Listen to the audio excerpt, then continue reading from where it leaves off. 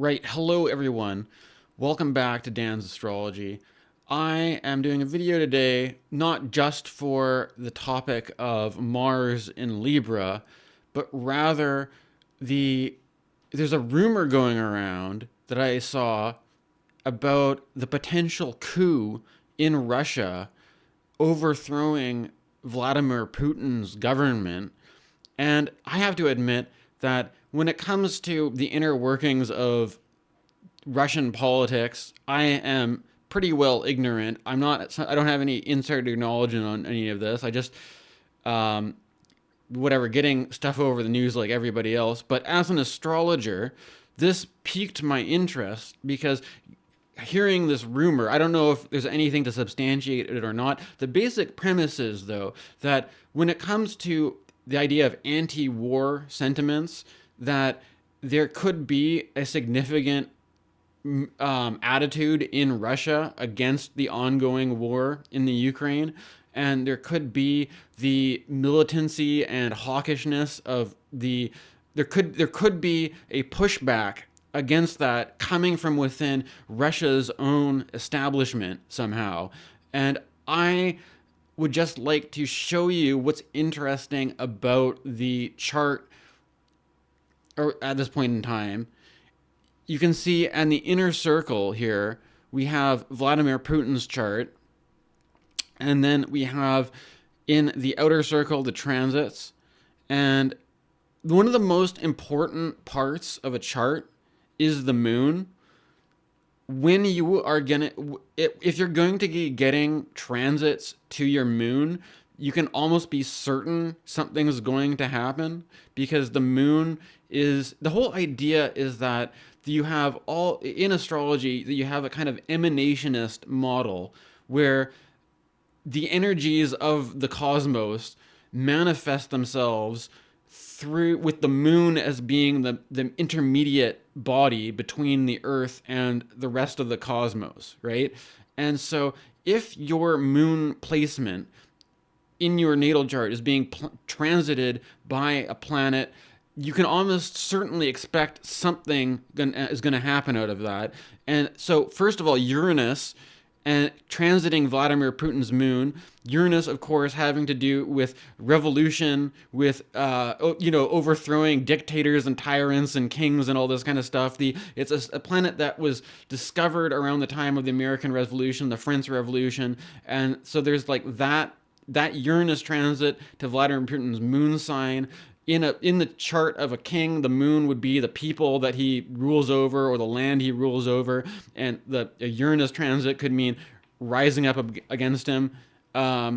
In now, aside from that, you also have Mars in Libra right now, which was making a trine to Uranus before. Now it's kind of set. Well, I mean, depending on what your orbs you use, it's 10-degree orb from a trine, kind of separating from it. But then it's also starting to approach a conjunction with Putin's sun. And then from there, Putin has a stellium of 4 planets in Libra: Sun, Saturn, Neptune, Mercury.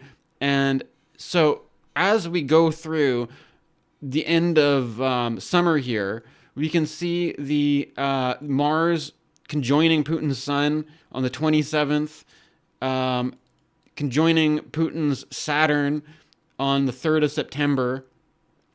And then as we keep going, we enter the lunar eclipse where there will be a full moon lunar eclipse in, I also have to say though that the chart rating on this, I got this, is only a D-rated chart, so the birth time is not really accurate. So I don't know if you want to invest so much in whether or not this is a 12th house stellium or not. But regardless, if this is the accurate birth time, there's going to be a lunar eclipse in Putin's 5th house, whole sign house. That on itself, I don't know if that on its own necessarily, he doesn't have any placements in Pisces, he doesn't have any natal placements in Virgo, he doesn't have, it's he does have this Gemini moon, but that's at 2, and this is at the other side of Pisces, so it's not like. But there, it is also interesting that Putin has Mars in Sagittarius, which will be squared by the eclipse. So that itself is not very good for the whole war thing, unfortunately. Um, but it's also not making that many other aspects. It's in the second house. Um, to perhaps talking about wealth and power and resources and the oligarchs that fund him, or whatever, where his wealth is that is supporting this whole endeavor, right? It could be a, at a point of tension with this eclipse, right? Um, as we keep going, so we're also going to be getting a square between Mars and Jupiter that will. This is unfortunately not looking very good, because Putin's natal Uranus placement is going to be conjoined by Jupiter squaring his Mars, which is also squaring his Neptune.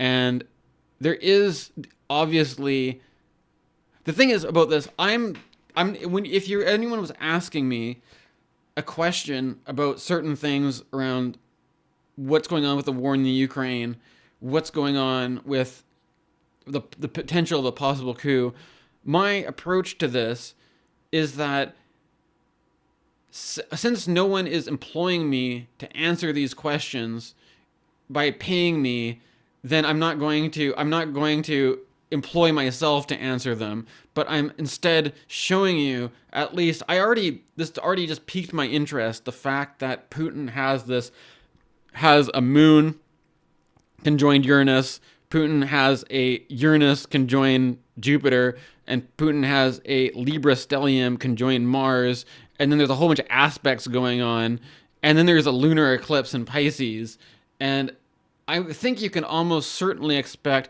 something is going to happen around this with Russia, although I'm not going to jump to conclusions about what exactly that is. But, and also the fact that we have an unreliable birth time for Putin, let's not jump to conclusions based on house placements.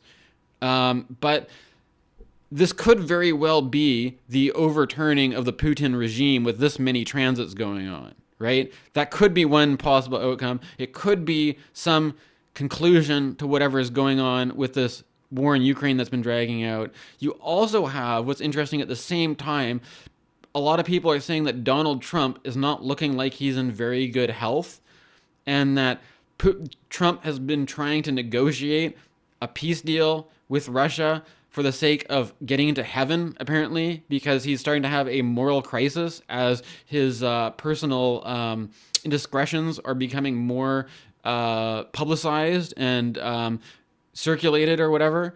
So, with the midst of all this, there's a kind of a moralistic kind of guilt trip dynamic, I feel, with Saturn in Pisces, like, that is motivating the I think could also be aggravating Trump's health or whatever, like that, and it could be that it's not, maybe, like, wouldn't it be interesting if all the drama in the world caused by these rich, powerful old guys, suddenly both of these characters weren't there anymore, and it was a different.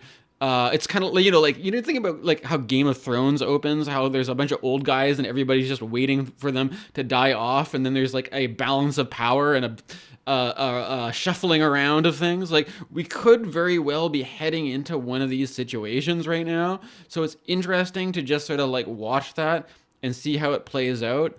And I'm just pointing this out because I think it just Putin's chart especially is getting a lot of transits with this one. All right, thanks for watching.